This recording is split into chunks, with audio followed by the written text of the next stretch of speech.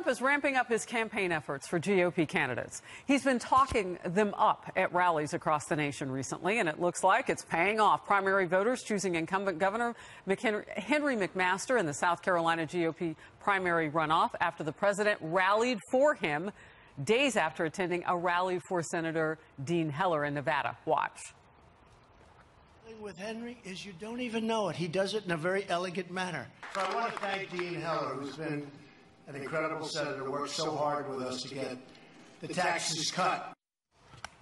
Meanwhile, a Gallup poll shows Republicans' approval of the president during the first 2 weeks of June at 90%, the highest since the week of his State of the Union address.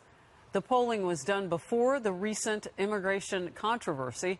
The New York Times points out in a recent piece, quote, this era of tumult has left Democrats energized and determined to win back Congress and act as a check on Mr. Trump. And their intensity has been reflected by strong turnouts in the primary so far. But still, in just the last year and a half, Mr. Trump has bounced back from crises that at the time seemed as if they might be too severe for him to recover politically. End quote. I might want to encourage them to call him President Trump every now and then, but hey, it's just me. Chris? Yeah, I think a lot of this actually might be driven by his enemies, the Never Trumpers and the hashtag resistance folks, who are the more energized sometimes they get, even with this immigration fight, if they turn that energy into mobbing people in public or threatening a new bombing campaign like in the 70s, as one magazine just recently did. That's the kind of thing that really turns a lot of Americans off. And this is a country that throughout history has not actually been too far from political violence and has had a lot of periods of political violence. You mean like the congressional baseball game just last a year ago? Year. Just a year. And the Gabby Gifford shooting. The Gabby Gifford shooting, although that wasn't political, that was just crazy. Yeah, there wasn't really any political connections in that case. I said the congressional baseball game because I meant it, because that was, as we know, political, and it was so short, in time ago. Right. You'd think that a big tragic event would make Americans who are against Trump kind of calm down the rhetoric, at least for more than 2 or 3 weeks. But after that congressional baseball shooting, things only calmed down for about a month. It seemed to be a little normal, and now everything's ratcheted right back up. And I think that's one of the things that drives the president's approval rating to be higher than any other Republican except for Bush after 9/11. See, I think it has to do more with results. I mean, I think we all get caught up in the rhetoric and the back and forth because it's our job and we do it every day. But for regular people, they don't have the time. They're out there trying to get their kids to school and get food on the table and pay their mortgage. And they've seen results. They've seen lower taxes. They've seen the economy expand. They've seen promises kept. They've seen movement in North Korea. And there are what I call Trump deniers. I'm going to trademark that. And these are people who they look at the results and they just deny the existence of any positive outcome that's related to President Trump because they hate him so much because of his rhetoric or because of what he says. And so they just deny he could bring somebody back to life, giving them CPR, and they would say, no, that person's still dead. Sorry.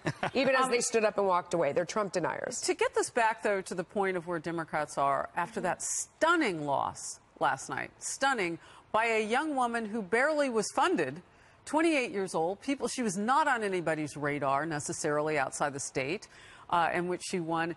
And a Democrat who we've had on Outnumbered Overtime many times. He's been around forever. He thought he was going to be on the next House Speaker for the Democrats should they take back Joe Crowley. What happened? I wanted him to be the next Speaker. Well, before I get to Joe Crowley Harris, what's interesting from that Gallup poll you mentioned is the president's numbers among independents is about 38%. So his Republican numbers are very high, but you can't win elections just with the base. So but I that's think not just the base. No, but it's Republicans. I mean, 90% of Republicans goes beyond But the independent numbers are still pretty low. We will be watching that number as we get closer to the midterms. When it comes to Joe Crowley, I think what you see is a fight between generations of Democrats.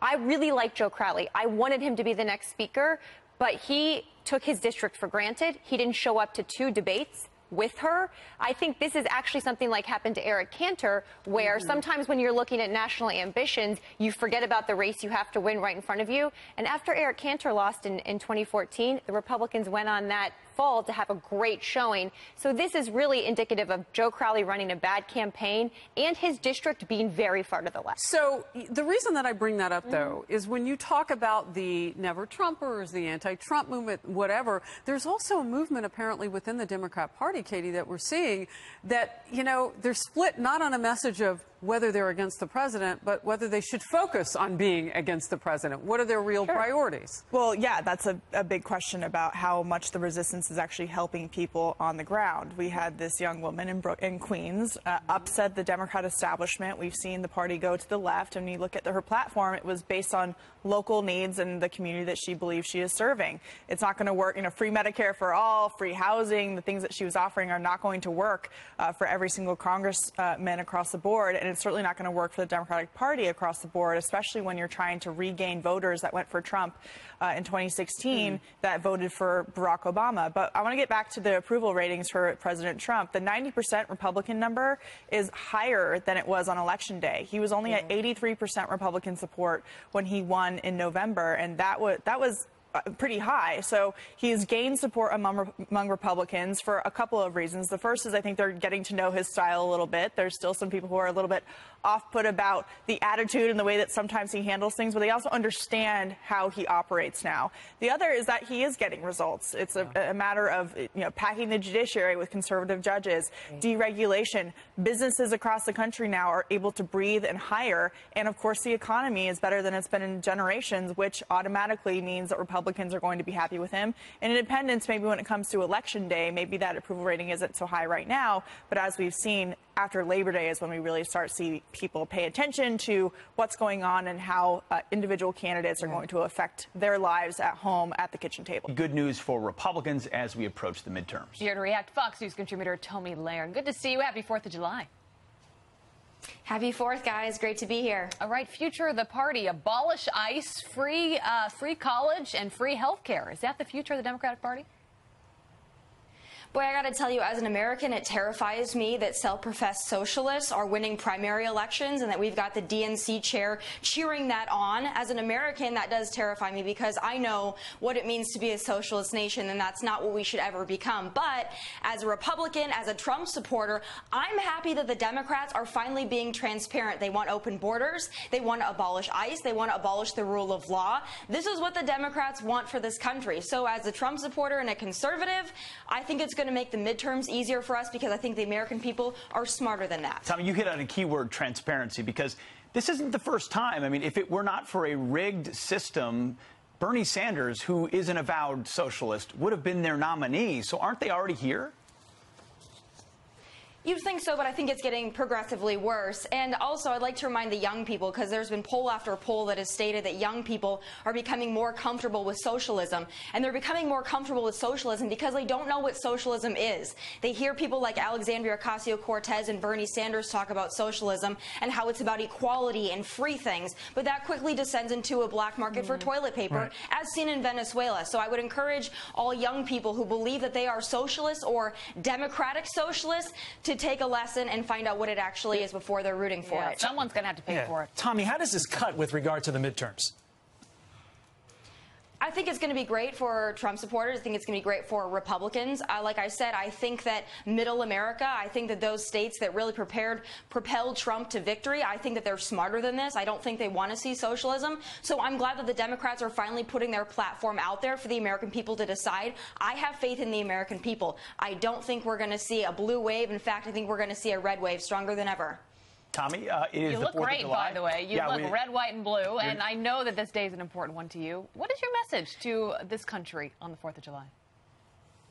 Well, first and foremost, I'd like to thank those that are serving our country both here and abroad, because it's because of them that we're able to celebrate today and that we're able to barbecue, grill, go to the beach. It's because of them. And there are so many that aren't able to be with their families today because they're serving our nation. So I think it's important to remember those folks. But beyond that, I also think it reminds us we live in the greatest nation on the face of the earth, and we have a duty to protect and defend that. We have to defend liberty, freedom, and the rule of law. It becomes more important than ever because we have a lot to lose. We have a great country. Let's keep it that way. Yeah, it's a great point. We left Europe for a reason. Let's not try to become Europe again. America is a special place. Tomi Lahren, thank you very much. Have a great day. Good to see you this morning.